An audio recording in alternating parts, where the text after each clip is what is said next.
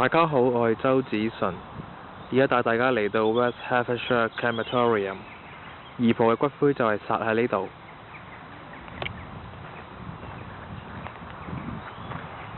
呢度每一棵樹，就算係灌木，都會有名牌寫住呢個人呢個名，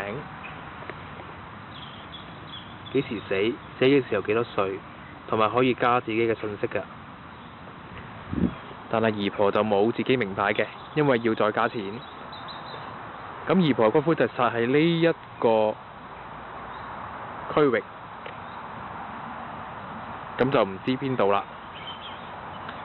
咁睇返成個地方嘅環境咧都唔錯嘅，好多樹啦，好寧靜啦，咁有雀仔叫啦，幾優美啦。咁我呢度希望姨婆安息 ，rest in peace。報告完畢。